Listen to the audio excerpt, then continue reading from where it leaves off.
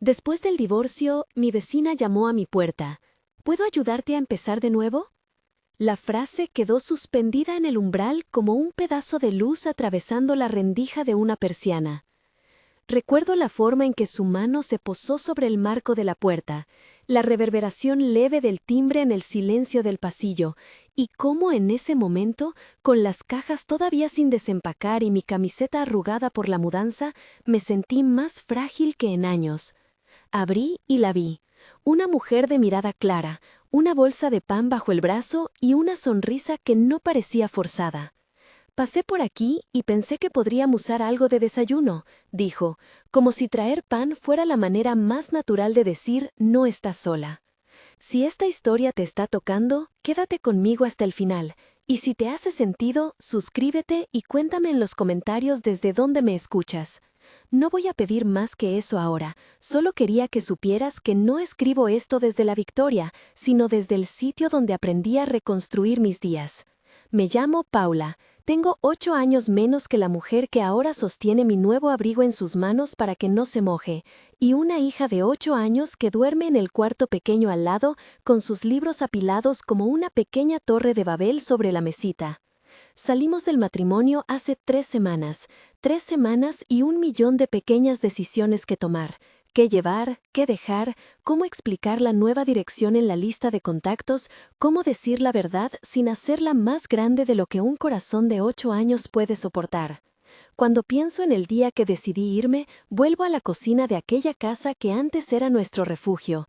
Era grande, paredes blancas que habían conocido demasiados silencios. Las cenas eran rituales templados por la distancia, platos que se servían, platos que no se compartían. Hubo una noche en la que, después de una discusión que no recuerdo qué la provocó, me fui a dormir al sofá con Clara todavía despierta en su cama y mi ex vino a la sala, se sentó a mi lado y me dijo, con una voz que pretendía ser calma, que yo exagerada, que lo hacía todo un drama. A veces el abuso se camufla en palabras que se visten de preocupación, otras viene acompañado de puertas que se cierran con fuerza, de miradas que pesan más que 1000 acusaciones, de gestos que anulan. No quiero que esto suene a declaración de delito transformada en espectáculo, solo quiero que se entienda que hubo un desgaste, una constante erosión de mi autonomía. Y un día comprendí que el recuento ya no me hacía bien, me hacía daño. La salida no fue instantánea ni heroica, fue ordenada, práctica, apenas épica en su sencillez. Puse en una mochila los papeles más importantes, una foto de Clara y mía en la playa y una caja con vestidos que podían servir para entrevistas de trabajo y para las visitas escolares. Pagué un depósito, firmé el contrato del apartamento, 1,25 en un edificio antiguo que olía a café y a detergente, y empaqué el resto en silencio. No conté todo en el momento a mi madre. Ella lo supo más tarde, cuando ya estábamos sentadas en su cocina tomando té, y ella recogía los huesos de la historia con manos temblorosas de quien escucha, pero también de quien decide no hacer preguntas que duelan demasiado. El primer mes fue una sucesión de pequeños naufragios. El olor a humedad en la ventana del cuarto de Clara, el primer pago de la renta que me hizo tambalear la confianza en mis habilidades, las llamadas tardías de mi ex pidiendo que regresara por el bien de la niña, como si las puertas de una casa fueran recursos que se canjean. Clara, por su parte, mostró una resiliencia que me sorprendía y a la vez rompía mi pecho. Se refugiaba en la torre de cojines que hacíamos juntas, en los dibujos que llenaban la nevera con imanes y en sus preguntas que eran una interrogación siempre hecha de ternura. «Mamá, ¿va a doler mucho este cambio?». Yo le respondía con la voz que me esforzaba por ser. «Va a doler un poquito, amor, pero juntos lo vamos a arreglar». Y miraba su espalda pequeña y pensaba en todas las veces que la vida te obliga a rehacer la red. Fue en una de esas mañanas de cajas y café que Renata apareció en el umbral. Ella vive en el departamento de al lado desde hace años, o eso fue lo que supe más tarde. Es psicóloga infantil. Se ve en la forma en que habla con la gente mayor del barrio y en cómo los niños se acercan a ella sin reservas. Traía pan casero envuelto en una servilleta de tela y la fragancia del pan aún caliente flotaba en el pasillo como promesa. No era un gesto teatral, era práctico y a la vez lleno de calor. Me ofreció ayudar a desempacar, a montar la cama de Clara, a colgar una repisa. Acepté casi como quien acepta un vendaje para una herida que no se ve, con alivio y con incredulidad. Los primeros días con Renata fueron hechos de cosas pequeñas: el pan, una planta de interior que trajo porque las plantas son buenos compañeros, un bote de detergente cuando la mía terminó milagrosamente el primer mes. Pero también hubo conversaciones largas en la cocina, con la ventana entreabierta y el ruido de la calle colándose como testigo. Hablábamos de cualquier cosa y, sin darnos cuenta, construíamos un mapa invisible de confianza. Me contó de su trabajo, de los niños que ve y de cómo algunos papás llegaban con tanto miedo que media terapia tenía que ver con aliviar a los padres para que ellos pudieran aliviar a los hijos. A veces, su voz se quebraba cuando hablaba de casos muy duros y se limpiaba con una sonrisa que decía: «No siempre es así, hay lazos que se salvan». Una tarde, mientras Clara hacía la tarea en la mesa con la concentración grave de una niña pequeña que compite con sus propios límites, Renata y yo preparamos sopa. Sus manos en la cocina eran seguras, sabía cuándo tapar la olla y cuándo bajar el fuego. Me di cuenta de que me sentía extrañamente protegida en su presencia. No era la sensación de ser rescatada. Eso suena a débiles que esperan héroes. Era la sensación de que alguien veía lo que había detrás de mis cajas. La mujer que se esforzaba por recomponer una vida y una madre que no quería fallar. Las noches fueron un asunto aparte. Dormía con un ojo abierto, literalmente. La casa nueva crujía de maneras que me recordaban que éramos vulnerables. Había noches en las que me levantaba solo para caminar hasta la cocina y escuchar el latido regular del refrigerador, como si ese sonido pequeño fuera una nana mecánica contra el vértigo. Otras veces me quedaba en la puerta del cuarto de Clara solo para ver su respiración pausada y darme permiso para respirar también. Llamadas mías a vieja amiga y a mi madre se convirtieron en rituales de seguridad. «¿Cómo estás?», me preguntaban, y yo contestaba con honestidad templada, sin dramatizar ni minimizar. En uno de esos diálogos nocturnos con mi madre, ella dijo algo que me quedó como mantra: «No te apures a definir quién eras dentro del matrimonio. Date tiempo para descubrir quién eres sola y quién quieres ser con alguien más, si llega». Ese «si llega» en mi madre venía sin juicio, con la sabiduría de quien sabe que las segundas oportunidades existen, pero no como recompensa automática, sino como posibilidad que se construye con cuidado. Renata comenzó a aparecer en momentos inesperados. En el pasillo con una planta, en la escuela recogiendo a Clara cuando yo tenía una reunión, en la tarde con una taza de té cuando la noche me encontraba en el sofá sin ganas de moverme. Un día, tras dejar a Clara en la escuela, la vi salir del consultorio con un cuaderno bajo el brazo. «Pasé por tu puerta porque quería ver cómo estás», dijo, «y porque si te sirve de algo, tengo una consulta a las 3 y puedo quedarme si necesitas salir a comprar o lo que sea». Le agradecí, y en el acto supe que su oferta no era un capricho, era genuina y sin expectativas. La ternura de Renata se fue pegando a mi vida como una capa que abriga sin asfixiar. No todo era perfecto, había momentos de incomodidad conmigo misma. Había días en que la simple idea de sentir atracción hacia otra mujer me llenaba de confusión.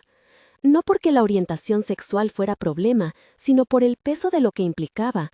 La posibilidad de que alguien que me viera de manera tan íntima también pudiera ser usada en mi contra, en un contexto donde todavía existía el juicio del otro, donde la figura del ex podía inventar relatos para provocar daño. Es una sombra que aprendí a llevar conmigo, la posibilidad de que lo que me diera alegría pudiera ser transformado en munición. Hubo también un episodio que me enseñó cuánto podía ayudar la comunidad. En una reunión de la escuela sobre el proyecto de ciencias de Clara, una madre mayor del barrio, doña Carmen, me miró con ojos tiernos y me dijo: «Paula, no tienes que hacerlo todo sola». La frase, sencilla, me tuvo llorando en el baño más tarde, no por pena sino por gratitud. Porque reconozco que cuando estás en proceso de recomponerte, las manos que te alcanzan cuentan más que consejos bien intencionados. Poco a poco, y sin dramatismos, la relación con Renata se fue transformando. Como muchas cosas importantes, no tuvo un inicio espectacular. Hubo risas compartidas en la fila del supermercado, confesiones sobre la canción que cada una prefería para limpiar la casa, Noches en las que nos sentábamos en el suelo de mi apartamento con las piernas cruzadas y hablábamos de nuestras infancias. Le conté de mi padre, de cómo nos llevaba los domingos a la iglesia, no por religión, sino por ritual, de cómo aprendí a improvisar recetas con lo que hubiera en la nevera. Ella me habló de su perro que había muerto el año anterior y de la forma en que había llorado en la calle sin importarle que la vieran. Hacia el final de la segunda semana después de mudarme, hubo un día que aún guardo como imagen cortada con tijera del tiempo. Había llovido todo el día y el cielo suspendía un gris que hacía todo más íntimo. Clara había quedado en la escuela más tiempo por una obra de teatro y yo sabía que llegaría tarde. La tarde se alargó en silencio y yo me senté en el sofá con una manta encima viendo llover contra la ventana. Tocaron la puerta. Esperaba al vecino de la planta baja pidiendo azúcar o tal vez una notificación de la administración. Abrí y allí estaba Renata, empapada un poco, con una bolsa de compras y una expresión que mezclaba timidez y decisión. «Traje sopa», dijo, «y pensé que tal vez te vendría bien algo caliente». La invitación era simple. La dejé entrar. Hicimos sopa, puse la mesa pequeñita y compartimos platos de cerámica. Charlamos sin prisa. En un momento, con la lluvia marcando su propio ritmo, ella tomó mi mano y dijo: «Sé que esto es un montón. No quiero forzar nada. Solo quiero que sepas que me importas». No supe qué decir. Había algo en esa frase, en el «me importas», sin aditamentos, sin promesas, que me hizo respirar más hondo. Pensé en lo irónico que es que las palabras más sencillas tengan a veces el poder de cambiar el curso de una vida. Con el tiempo, esa cercanía traspasó el umbral de la amistad. No hubo teatralidad ni escena sacada de un guión, sino momentos pequeños que se sumaron. La primera vez que me abrazó una noche fría en la puerta del edificio, el primer beso robado sin planes en el ascensor por la contracorriente de una despedida, la sensación cada vez más rara de que el cuerpo aprende a confiar antes que la mente. Porque hay una diferencia entre confiar y decidir, y yo estaba aprendiendo ambas cosas en paralelo. Me acuerdo de la primera vez que nos besamos con claridad, porque fue una escena que agarró muchas cosas a contraluz: la ropa que llevaba puesta, la luz de la calle entrando por la ventana, la risa de Clara desde su cuarto, ella y su manía de asomarse a preguntar si la sopa está lista. Fue en mi puerta, de noche. Habíamos estado limpiando unos papeles que quedaron en la mesa del comedor, y la conversación derivó en recuerdos de infancia que nos dejaron con la guardia baja. Sus manos estaban frías por la lluvia. Yo, por mi parte, sentía una mezcla de temor y alivio. Y entonces, como si las cosas hubieran decidido solas, nos acercamos. El beso no fue montaje ni urgencia. Fue una conversación silente donde las palabras fueron sustituidas por la calidez de su boca y por la afirmación de que hay formas distintas de ser cuidado. En ese instante me di permiso a sentir sin analizar cada pensamiento. No fue experiencia impúdica, fue íntima, cuidada, como si estuviéramos celebrando algo que había estado gestándose en pequeñas cuotas desde que dejó el pan en mi primera mañana aquí. Al separarnos, respiramos al mismo ritmo, un poco sorprendidas por la velocidad con la que el momento nos había alcanzado. Ella apoyó la frente en la mía y susurró algo que no recuerdo literalmente, pero que sí recuerdo en su intención: «No tengo prisa». Esa frase me sostuvo en las noches siguientes. Sin embargo, la vida tiene la costumbre de recordarte responsabilidades en los minutos más dulces. Esa misma noche, cuando aún tenía la intensidad del beso como un calor que no terminaba de apagarse, escuché la voz de Clara en la puerta del cuarto. «Mamá, ¿me lees un capítulo?». Esa interrupción fue como un ancla. Me incorporé, fui al cuarto y la vi con su pijama de ositos, los ojos grandes y expectantes. Le leí El Principito, porque era nuestro ritual nuevo para dormir, una historia que nos dejaba tiempo para exhalar. La voz de Clara tiene algo que desactiva mis autoprotecciones. Cuando me mira, ya no soy mujer con cicatrices escondidas, soy su referente. Y cualquier decisión que tomara tendría que incluirla, sin excepción. Esa dualidad, el riesgo del amor propio y la responsabilidad materna, se convirtió en un pulso constante. Quería avanzar, permitir que algo nuevo creciera, pero la necesidad de proteger a Clara me hacía pensar en todo lo que implicaba moverme. No es que ella fuera un obstáculo, es simplemente que el mundo puede ser injusto y como madre, mi primer deber era minimizar cualquier tempestad que pudiera afectarla. En las semanas que siguieron, Renata fue sostén y calma. Fue quien me acompañó a pagar trámites que me angustiaban, quien escuchó mis llamadas largas con el abogado que contraté por si acaso. No entraré aquí en detalles legales, lo menciono solo para decir que estuve atenta y preparé defensas, sin pretensión de dar consejos. Y quien acudió a la función escolar cuando yo tuve que trabajar. Su presencia sencillamente hacía que respirar fuera un acto menos esforzado. A veces me sorprendo al pensar cómo funcionan las relaciones. Parecen empezar con cosas tan pequeñas como traer pan, como ayudar a armar una cuna, y sin embargo se vuelven colosales porque deciden ocupar el centro de tus decisiones. Empezamos a cocinar juntas más seguido. Hicimos recetas con lo que había en la nevera. Ella logró que Clara comiera verduras que hasta entonces le habían resultado enemigas. Construimos un pequeño ritual de domingo, panqueques en la mañana, paseo al parque, lecturas improvisadas en el sofá. Esos domingos fueron el primer mapa de una familia posible, aunque todavía no lo llamáramos así. Pero no todo fue calma. En noches en que la tormenta era más literal, las lluvias que tumbaban la luz del barrio y nos dejaban con velas, se colaban también preguntas que me provocaban vértigo. ¿Cómo reaccionaría mi ex si supiera que estoy involucrada con otra mujer? ¿Qué dirían en la escuela de Clara? ¿Mis padres estarían de acuerdo? En mis pensamientos se mezclaban miedos racionales con prejuicios aprendidos, y mi interior se volvió un campo de prueba donde analizaba cada paso para no poner a Clara en riesgo. Hubo una conversación con mi madre que me mostró cuánto había cambiado en pocas semanas. Sentadas en su cocina, con un té que ya estaba frío, le dije: «Mamá, hay alguien». Ella no preguntó nombre de inmediato. Respiró, miró el techo y dijo: «Que te haga bien, Paula». Esa frase fue más que aprobación, fue permiso para ser feliz sin sentirse culpable por ello. Lloré un poco, y luego reímos juntas, como quien celebra, prudente pero sincera. De todas maneras, mi paso hacia la posibilidad amorosa tuvo sus pausas.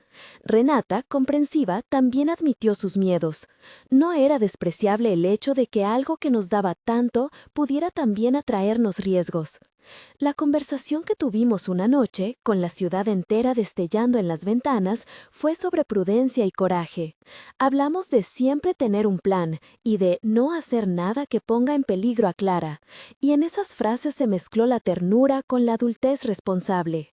Con todo, la relación avanzaba. Nos tomábamos de la mano en la calle, a veces como si sujetar la mano de la otra fuera una simple formalidad, y otras como un gesto de desafío ante un mundo que aún no termina de aprender. Descubrí en Renata una paciencia que contrastaba con todo lo anterior a mi divorcio. No había poses, no había prisa por llenar huecos, había en cambio una voluntad delicada de acompañar una reconstrucción. Una tarde, caminando por el vecindario con Clara en bici, vi a mi ex pasar a lo lejos. El encuentro fue breve y ajeno, una mirada que intentó ser disculpa, un gesto que pretendía normalidad. Por dentro sentí el conocido escalofrío, y una red de defensa se formó. Pero la mano de Renata, apoyada sobre mi hombro en ese instante, me devolvió la compostura. Su presencia era una afirmación. No estoy sola frente a quienes me han hecho daño.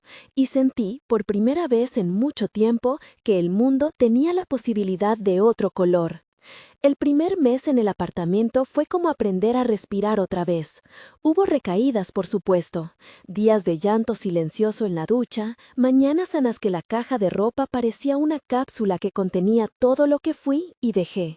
Habíamos pasado la tarde preparando la mochila escolar de Clara para el día siguiente, y al final, cuando todo estaba listo, nos quedamos sin saber cómo desarmar la verdad que había entre nosotras. La besé entonces, sin pensar en los posibles riesgos, pensando únicamente en la verdad de ese gesto. Fue un beso suave, urgente por lo acumulado, tierno por lo cuidado. Al separarnos, ambas sonreímos, sabiendo que algo había cambiado para siempre. Ella apoyó la frente en la mía y, con voz baja, dijo, «Estoy aquí». No era una promesa enorme ni una declaración solemne, era una palabra que, en su simplicidad, contenía un mundo. De pie en el umbral, con la puerta aún abierta y la brisa nocturna entrando con olor a lluvia y asfalto, pensé en todo lo que esa simple confirmación significaba. La posibilidad de amar de nuevo, la necesidad de proteger, el deber de ser prudente. Y sobre todo, la certeza incómoda y hermosa de que, después del divorcio, mi vida no iba a ser la misma. No había acabado con lo pesado, lo llevaba conmigo en cicatrices que sanaban. Pero al lado de esas cicatrices empezaba a crecer algo que quizás me permitiría reír sin culpa, dormir sin sobresaltos, planear sin miedo. Mientras cerrábamos la puerta, un ruido pequeño me sacó de la nube en que aún flotaba. La voz de Clara llamando desde su cuarto, una voz que decía, como todas las noches, con su ingenuidad madura, «Mamá, ¿me lees otro capítulo?» Tomé el libro. Antes de sentarme junto a su cama, miré a Renata una vez más. Sus ojos eran tibios y firmes, como un faro. En ese instante, supe que cualquier camino que tomáramos tendría que ser pensado con cuidado, con amor y con la urgencia de proteger lo que más quería. Sentí, por primera vez en meses, que la palabra hogar podría volver a significar algo distinto, más real y más mío. Y así, con el corazón latiendo a un ritmo nuevo, me preparé para seguir. La historia no se había resuelto, apenas empezaba. Y así, con el corazón latiendo a un ritmo nuevo, me preparé para seguir. A la mañana siguiente, desperté con la claridad de quien ha decidido no permanecer en la orilla mirando como otros viven. Hubo tareas pequeñas y concretas, llevar a Clara al colegio, responder correos de trabajo, llamar al banco para organizar los pagos. Pero también hubo decisiones con mayúscula que, como piedras lanzadas al agua, provocarían ondas que no podría controlar del todo. La primera sacudida llegó en forma de mensaje. Era temprano, aún con la cafetera goteando en la cocina, y el teléfono vibró con un nombre conocido que no quería ver, mi ex. No voy a reproducir sus palabras, prefiero recordar el nudo en la garganta que me provocó su tono de amenaza velada. Me pidió ver a Clara, habló de estabilidad y dejó caer una insinuación que olía a chantaje, que ciertas conductas podían ser cuestionadas en un tribunal. Cerré la conversación sin replicar. Guardé el teléfono en el cajón y respiré hondo, porque había algo que ya intuía. La distancia que había puesto entre su vida y la mía no significaba que él renunciaría a ejercer presión. Fue esa misma semana cuando, en la fila del supermercado, una mujer me miró y dijo con una voz de muchas batallas, «Si necesitas algo, sé que estos procesos pueden ser feos». No quise ahondar en su curiosidad y solo le sonreí, pero su frase se pegó a la piel como aviso. Comprendí que, aunque había reconstruido lo esencial de mi día a día, el frente público todavía permanecía expuesto. Me llamé a calma, organicé documentos, saqué copias de todo lo que podía ser relevante sin entrar en tecnicismos que yo no dominaba. Fue entonces cuando contacté a Dr. Roberto. Roberto llegó a nuestra vida con la sobriedad de quien no promete milagros pero sí ofrece estrategias. Era un hombre de mediana edad, con gafas que le daban un aire serio y una voz que no se apresura. En la primera reunión me pidió que le contara la historia, sin adornos ni omisiones. Le hablé de la convivencia que se volvió fría, de los controles sutiles, de las noches en las que fingía no oír para que Clara no viera las discusiones. Le hablé de Renata, sin dramatizar su relación. Le dije que mi preocupación real era que cualquier cosa que me diera alegría pudiera ser utilizada contra mí. Él asintió y en su tono había una advertencia práctica. Nos enfocaremos en los hechos, en tu capacidad como madre, en los testimonios que muestren tu dedicación. No hizo promesas, dijimos lo necesario, estar preparadas para una posible impugnación de la custodia, reunir pruebas de apego, testimonios, registros escolares, citas médicas si eran pertinentes. La tarea de compilar pruebas me devolvió a escenas cotidianas que tenían valor probado, las fotos de proyectos escolares, los mensajes que compartía con la maestra de Clara, los recortes de la función de teatro, las grabaciones de llamadas cuando mi ex intentó presionar. Pedí ayuda a mi madre y a mi hermana. Ambas vinieron con cajas llenas de cosas que, inesperadamente, tenían la suficiente fuerza para retratar una rutina estable. Doña Carmen y otras vecinas, de forma espontánea, ofrecieron su testimonio, que me veían recogiendo a Clara, que me escuchaban leer cuentos en la escalera, que tomábamos sopa juntas. Renata, por su parte, dejó claro que no quería ponerse en el centro de la estrategia legal sin que yo lo decidiera, pero ofreció su apoyo, asistir a audiencias si era necesario, dar una declaración sobre cómo yo gestionaba la vida cotidiana de Clara y aportar, desde su profesión, observaciones sobre la estabilidad emocional de la niña. Hubo momentos en que me invadió la duda. La noche que redacté la lista de testigos me pregunté si estaba expuesta, si permitir que la gente hablara de nuestras rutinas significaría abrir puertas a preguntas que no supiera contestar. Mi madre me miró con ternura y dijo: «La verdad que sientes en casa es la que más peso tendrá. No dejes que te confunda el ruido». Esa frase fue simple y mortificante a la vez.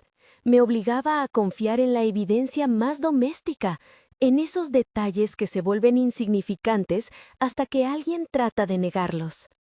Mientras tanto, la relación con Renata sufrió pequeñas grietas. Ella, comprensiblemente, empezó a medir su presencia por miedo. La primera vez que lo noté fue en una tarde en la que ella evitó quedarse hasta tarde. Se fue con el pretexto de un compromiso en el consultorio y me dejó con la mesa medio a lavar. No fue un abandono dramático, fue prudencia. Lo hablamos una noche en la que ambos estábamos cansadas. Renata me dijo con voz baja: «No quiero ser la razón por la que alguien cuestione tu papel como madre». Su frase no cargaba culpa, estaba llena de miedo legítimo por mí y por Clara.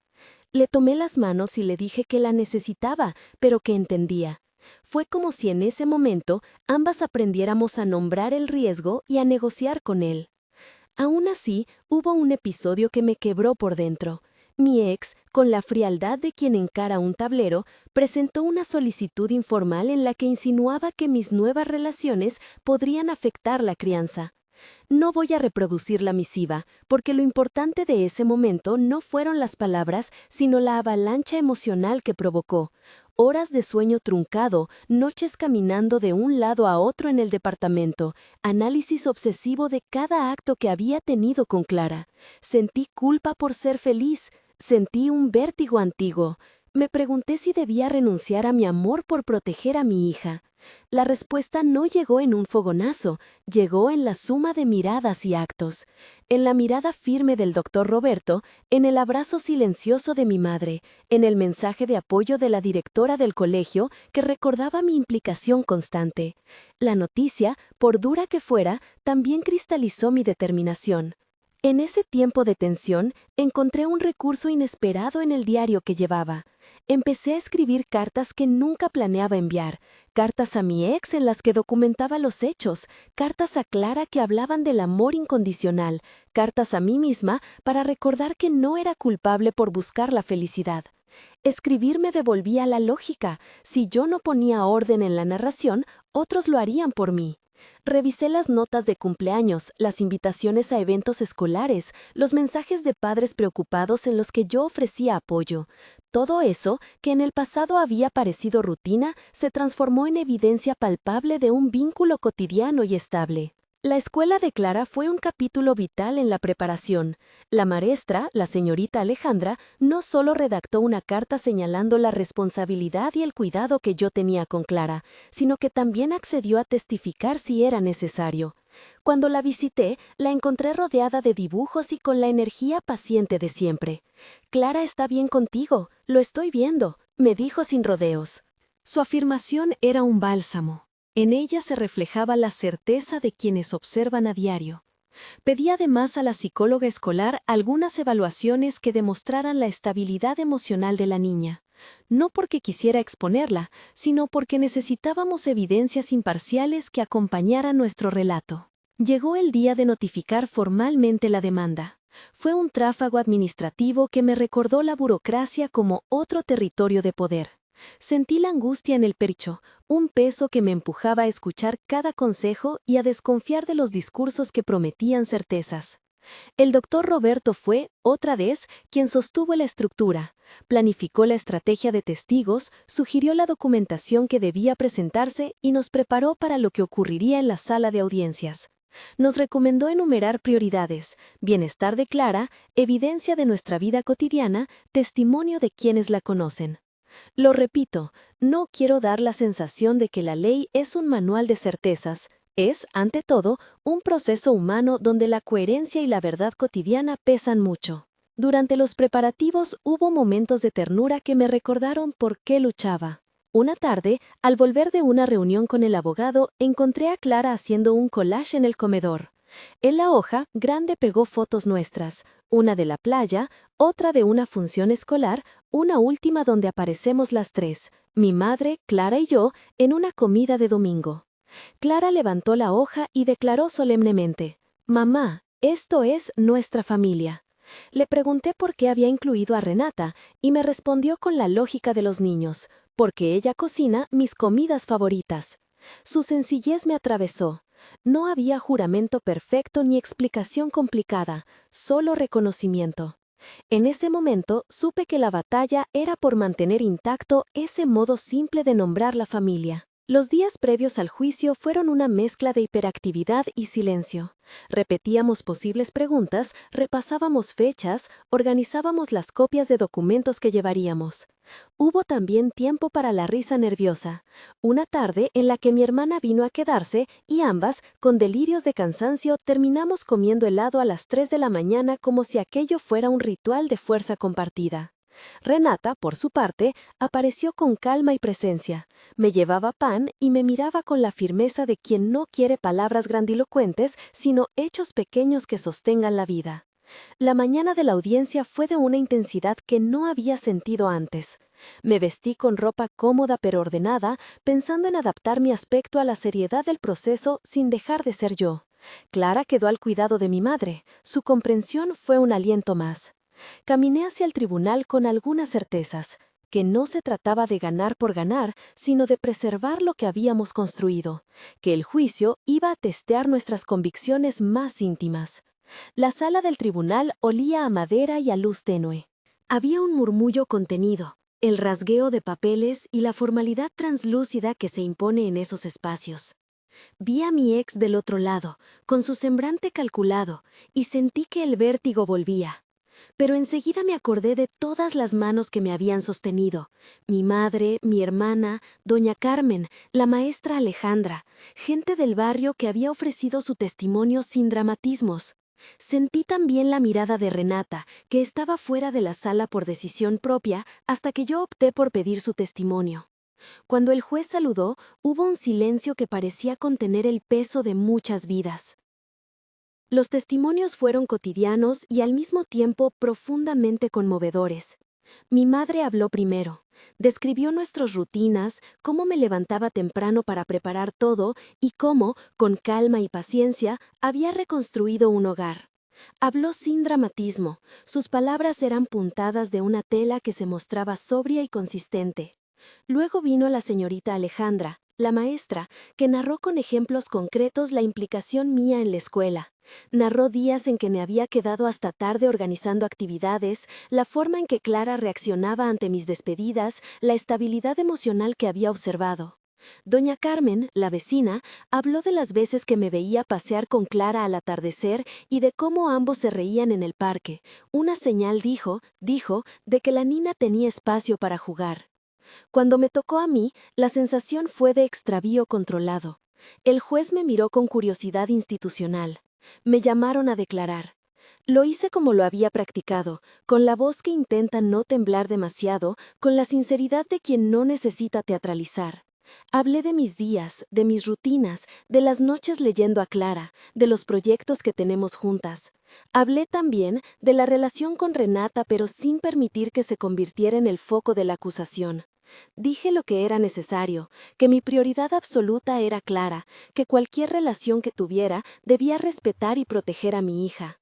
Dije, con firmeza, que mi vida privada no disminuía mi capacidad de cuidado. En el banco de testigos también se esperaba que pudiera comparecer algún profesional que evaluara la situación de Clara. Presentamos los informes escolares y algunas declaraciones de profesionales que conocían a la niña. La técnica del tribunal fue, en cierto modo, despojadora. No permitía que el relato se volviera pomposo, buscaba hechos concretos, evidencias, la rutina que no se inventa en una hora de testimonio. Hubo, claro, momentos incómodos. Mi ex intentó introducir la idea de inestabilidad ligada a mis nuevas relaciones, pero su argumento encontraba resistencia en las pruebas que habíamos aportado. Fue difícil sostener la idea de que la madre falla por amar de una forma distinta, cuando había tantas evidencias de cuidado y dedicación. No voy a decir que el proceso fue fácil.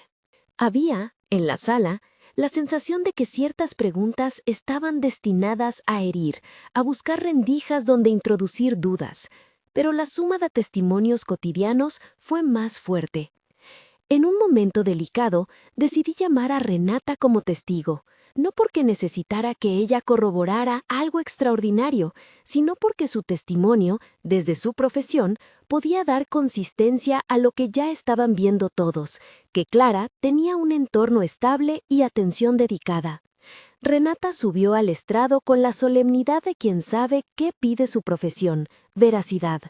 Narró, con mesura, observaciones sobre la conducta de Clara, la forma en que la niña se relacionaba, su afecto hacia mí. Lo hizo desde su formación, sin florilecios ni heroísmos. En su cara vi la tensión contenida de quien había decidido asumir un rol que podía exponerla. Al bajar, me tomó la mano sin palabras, y en ese gesto hubo todo lo que necesitábamos decir. La espera del veredicto después de la audiencia fue una de las más largas. Volvimos a casa con la sensación de haber desplegado una parte esencial de la historia, pero sin saber cuál sería la respuesta institucional. Dormí mal esa noche, con la impresión de que la vida pendía de una hilacha. Clara, que por su edad no entendía todos los matices, me preguntó con una inocencia que dolía: «Mamá, ¿todo va a estar bien?». Le besé la frente y le dije que haríamos todo para que así fuera. Le recité un fragmento del Principito que nos gusta, la idea de que los lazos se tejen con tiempo y cuidado. Ella sonrió y se durmió. Su confianza fue mi anclaje. La noticia del fallo llegó en una mañana clara con olor a pan recién hecho. No hubo trompetas ni explosión de emoción antes de tiempo. Abrí el correo y vi el documento. No voy a entrar en tecnicismos legales ni en la letra fría del veredicto. Solo diré lo que sentí: alivio hondo, como si un peso se hubiera aligerado. La juez, en su decisión, avaló la continuidad de la custodia conmigo. Fue un momento en el que todas las piezas cotidianas parecían alinearse: las cartas, los testimonios, la vida simple que habíamos demostrado. No presento esto como una garantía del sistema, presento este momento como el punto en que nuestra constancia y la verdad doméstica encontraron eco. La celebración fue íntima, no hubo fiesta pública ni brindis ostentoso. Vamos de a poco como aprendimos a vivir. Hicimos panqueques la mañana del veredicto, un pequeño ritual de domingo que se volvió símbolo. Invitamos a mi madre y a mi hermana a desayunar. Doña Carmen vino con un frasco de mermelada casera. Renata, con una discreción que siempre la caracterizó, preparó una ensalada de frutas y puso una vela sobre la mesa. Clara coronó todo con su risa contagiosa. Ese día la casa olía a sirope y a reconciliación. Después del veredicto vino el trabajo más bonito: reorganizar la vida sin la sombra inminente de la amenaza. Decidimos, con Renata y en común acuerdo, dar un paso que habíamos hablado en susurros: mudarnos juntas a un apartamento un poco más grande, donde Clara tendría su rincón de juegos y yo mi espacio de trabajo. La mudanza fue otra tanda de cajas, de decisiones, de conversaciones que parecían construir planos de una vida compartida. No fue una transición abrupta. Hubo negociación con horarios, espacio para la soledad y el respeto que exige la convivencia cuando no quieres repetir patrones del pasado. En las semanas siguientes afloraron matices cotidianos que me parecieron milagros en su sencillez. Una tarde, llegando del trabajo, encontré en la mesa una nota de Renata. Guardé tu taza favorita en la repisa de arriba. Hay mermelada en la nevera. Pequeños gestos que decían: estoy presente en los detalles. Otra vez fue Clara quien más me deslumbró con su naturalidad. En una tienda de disfraces, la vi colocar en el carrito una corona para mi madre y una capa para Renata, con la lógica de un juego que no distingue roles fijos. Al pagar, la cajera sonrió y dijo, «Se les ve bien juntas». Ningún comentario ajeno define una familia, pero la simple mirada de aceptación en espacios públicos puede aliviar siglos de inseguridad. Con el tiempo, fuimos celebrando hitos. La primera cena formal en la que ambas cocinamos. La reunión en la que presentamos a la familia de Renata. El primer viaje corto en el que nos encontramos a las 3, en la playa, sin rumores ni agendas. No todo fue fácil. Hubo discusiones sobre dinero, sobre tareas domésticas, sobre cómo repartir la responsabilidad emocional en días de cansancio. Pero aprendimos a negociar con ternura. Construir una vida compartida no es el fin de la historia, sino la continuación de esfuerzos diarios. Quiero detenerme un momento en un detalle que me enseñó la resiliencia, la forma en que Clara incorporó la idea de familia elegida.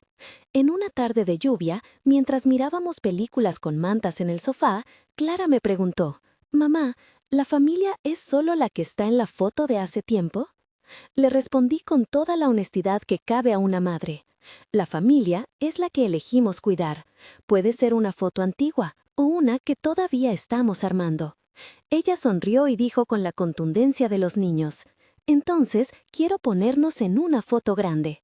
Puse la cámara y la disparé. La foto, ahora colgada en la sala, es un reducto de todas las decisiones, miedos y alegrías que nos trajeron hasta ahí. La boda llegó como un acto de celebración que organizamos con calma. No fue un espectáculo, fue una reunión íntima en el jardín de la casa de mi madre, con luces pequeñas como luciérnagas y platos sencillos. Invitamos solo a quienes habían estado con nosotras en los momentos más duros. Familia cercana, amigos íntimos, la maestra Alejandra, doña Carmen y algunos vecinos que habían contribuido con su testimonio. Hubo música que nos gusta, risas, discursos honestos. Cuando nos pronunció la promesa, sentí la ligereza de no tener que defender mi derecho a amar, simplemente lo ejercía. Clara, con una banda de flores en la cabeza, fue la dignitaria más contenta. Fue sobre todo un acto de afirmación pública de algo que ya vivíamos en privado, la decisión de construir un hogar en el que la ternura y la responsabilidad fuera la base. Hoy, cuando miro hacia atrás, veo una línea con curvas y baches, pero con constancia. Sigo siendo la mujer que un día cerró una puerta y decidió vivir. Sigo siendo la madre que leyó noches enteras para que la respiración de su hija se calmara. Sigo siendo la amiga de quien aprendí a confiar. Y además, soy la persona que encontró compañía en la vida cotidiana y que aprendió a equilibrar el amor con la prudencia. Hay cosas que aprendí y que me gustaría compartir, no como recetas, sino como destellos que me sostuvieron. Que la verdad cotidiana posee una fuerza enorme. Que pedir ayuda no es señal de debilidad, sino de inteligencia.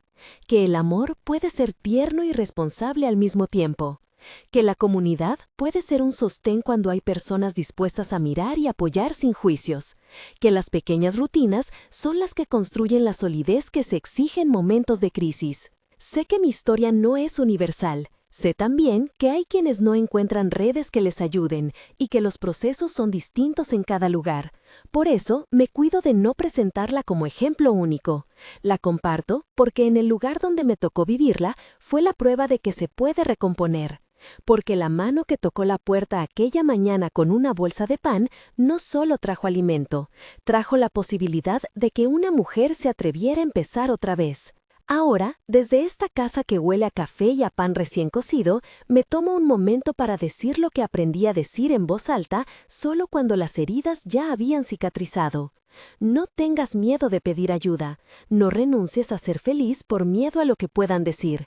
Y recuerda que proteger a los niños no significa borrarte como persona, significa, más bien, enseñarles que la vida puede rehacerse con dignidad. Si esta historia te tocó, te invito a compartirla con alguien que necesite escuchar que hay posibilidades de recomenzar. Si te interesa, deja un comentario contándome desde dónde me escuchas. Me encanta leer esas voces que nos recuerdan que no estamos tan solas como creemos. Y si quieres seguir acompañándonos, suscríbete. Aquí seguimos construyendo, día a día, con pan, con cuentos, con decisiones pequeñas y con el amor que cuida. Termino esta confesión con la imagen de siempre. Clara en la cocina, revolviendo la masa de los panqueques, Renata preparándonos café y yo observando, con libertad y gratitud. La puerta abierta del departamento ya no es un umbral de miedo, sino el signo de que siempre, incluso después de las pérdidas, alguien puede llamar para preguntar, ¿puedo ayudarte a empezar de nuevo? Termino esta confesión con la imagen de siempre. Clara en la cocina, revolviendo la masa de los panqueques, Renata preparándonos café y yo observando, con libertad y gratitud. La puerta abierta del departamento ya no es un umbral de miedo, sino el signo de que siempre, incluso después de las pérdidas, alguien puede llamar para preguntar, ¿puedo ayudarte a empezar de nuevo? Y que la respuesta, esta vez, será, ven, toma asiento, aquí tenemos lugar para 3.